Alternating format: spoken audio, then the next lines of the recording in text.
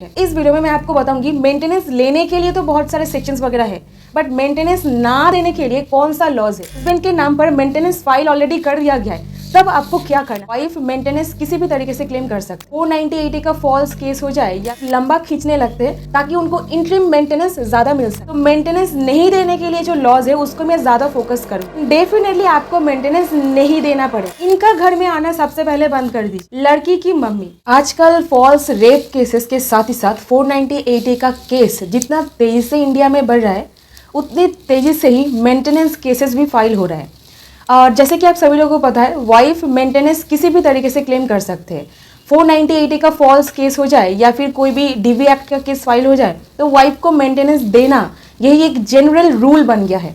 और आज इस वीडियो में मैं बेसिकली डिस्कस करूंगी एक पॉइंट को फोकस में रखकर, जहां पर एक false 498A case and false harassment case वगैरह फाइल किया गया है। और ये सब केस एक बार फाइल हो जाने के तुरंत बाद वाइफ मेंटेनेंस के लिए केस फाइल कर देते हैं, और एक बार मेंटेनेंस फाइल कर देने के बाद केसेस को वाइफ लंबा खींचने लगते हैं ताकि उनको इंटरिम मेंटेनेंस ज्यादा मिल सके। इस वीडियो में मैं आपको बताऊंगी मेंटेनेंस लेने के लिए तो बहुत सारे सेक्शंस वगैरह है, बट मेंटेनेंस ना देने के लिए कौन सा लॉज है।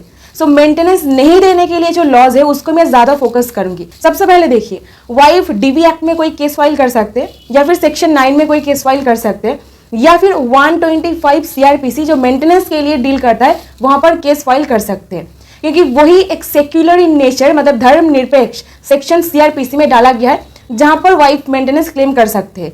और ये एक ऐसा कानून है यहाँ पर सिर्फ वाइफ ही नहीं, जो पेरेंट्स यानी कि माता पिता है जो खुद को मेंटेन नहीं कर सकते, अनेबल है, या फिर लेजिटिमेट हो या फिर इलेजिटिमेट हो, जायज नाजायज चाइल्ड, वो भी मेंटेनेंस क्लेम कर सकते हैं। या फिर फिजिकली हैंडीकैप है जो एबनॉर्मलिटी से सफर कर रहे हैं, वो भी मेंटेनेंस क्लेम कर सकते हैं। तो एक ऐसा सेक्शन है जो हर किसी को जो अनएबल है, क्योंकि लॉ को समझना पड़ेगा जो शब्द इस्तेमाल किया गया है। सो अनेबल शब्द इस्तेमाल किया गया है।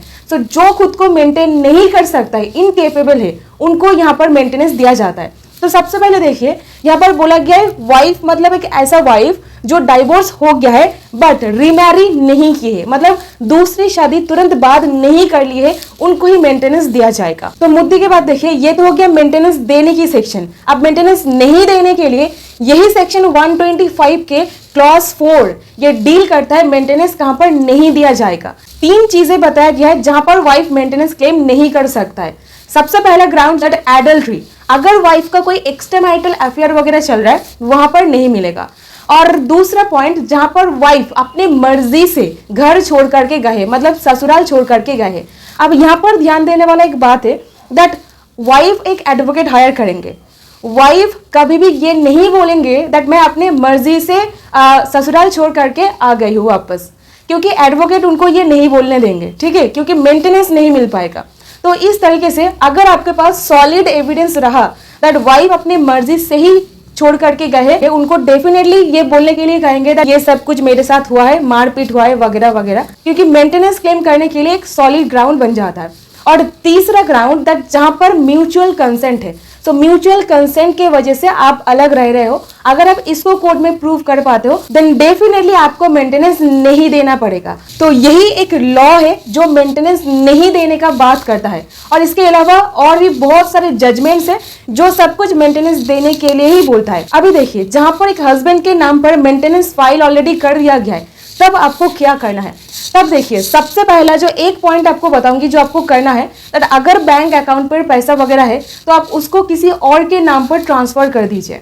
क्योंकि देखिए, अगर मेंटेनेंस एक बार डिसाइड हो जाता है आपको मेंटेनेंस देना ही पड़ेगा। और अगर आप मेंटेनेंस नहीं दे रहे हो देन कोर्ट आपके बैंक अकाउंट को सीज करने के लिए डायरेक्शन दे सकते हैं, और आपके अकाउंट से आपके वाइफ के अकाउंट पर ट्रांजैक्शन करने के लिए भी डायरेक्शन दे सकते हैं। और एक पॉइंट दैट हस्बैंड के प्रॉपर्टी के ऊपर क्या वाइफ का कोई भी अधिकार बनता है। वैसे हस्बैंड के प्रॉपर्टी के ऊपर वाइफ का कोई भी अधिकार नहीं बनता है, बट अगर आप डाइंग इंटेस्टेड मतलब कोई भी विल वगैरह नहीं करके आप एक्सपायर हो रहे हो देन प्रॉपर्टी के ऊपर वाइफ का एक अधिकार बन जाता है। बट अगर आप विल कर दे दो दैट मेरे जाने के बाद वाइफ को कोई भी अधिकार नहीं मिलेगा, देन कोई भी अधिकार उनका नहीं रहता है। और अभी यहाँ पर सबसे इंपॉर्टेंट पॉइंट आपको मैं बताऊंगी जो एक बहुत ही काम का साबित हो सकता है अगर सही तरीके से आप इसको समझ पाओ मैं क्या बोलने की कोशिश कर रही हूँ। सपोज अभी भी वो कोर्ट में कोई भी केस फाइल नहीं किया है और आपको भनक लग गया है दैट वो जरूर एक मेंटेनेंस केस फाइल करेगी, तो आपको क्या करना है,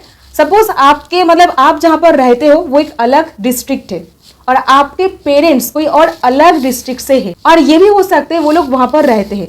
आपके वाइफ जो कोर्ट में एक फेक 498 हो या फिर जो भी केस फाइल किए है वो कोर्ट बिल्कुल भी नहीं, अपने नाम पर अपने ही पेरेंट्स के द्वारा एक केस फाइल करवाना है। माता पिता अपने बेटे से मेंटेनेंस क्लेम कर रहे हैं, ऐसा केस एक फाइल करवाना है। अब वाइफ को मेंटेनेंस नहीं देना है, इससे बचने के लिए आप अपने पेरेंट्स को बोलिए अपने ऊपर एक केस करने के लिए, क्योंकि देखिए बहुत ध्यान से समझिएगा, पेरेंट्स का पूरा हक बनता है अपने बेटा से मेंटेनेंस क्लेम कर सकते हैं। उनको अनेबल प्रूव करना है, अनेबल मतलब जो लोग खुद को मेंटेन नहीं कर सकते। और अभी अगर आपके पेरेंट्स कोई गवर्नमेंट सर्विस वगैरह करते हैं, आपका जो सैलरी है आपके पेरेंट्स से बहुत ज्यादा है, तभी वो लोग ऐसा मेंटेनेंस वाला केस जरूर आपके नाम पर फाइल कर सकते हैं। और कोशिश कीजिएगा जितना ज्यादा हो सके मेंटेनेंस आप मतलब उनसे क्लेम करवा लीजिए, जितना ज्यादा हो सके मेंटेनेंस मतलब 1/3 ऑफ योर होल सैलरी। सो आपके जो सैलरी है उसका 1/3 ही मेंटेनेंस के हिसाब से क्लेम कर सकते हैं, उससे ज्यादा नहीं। अगर 1/3 यहाँ पर डिसाइड हो जाता है तो आपके वाइफ के पास क्या रहेगा, ये पॉइंट हो सकता है। अभी यहाँ पर देखिए आपको लिखना क्या है, मतलब कागज में लिखना तो पड़ेगा कुछ,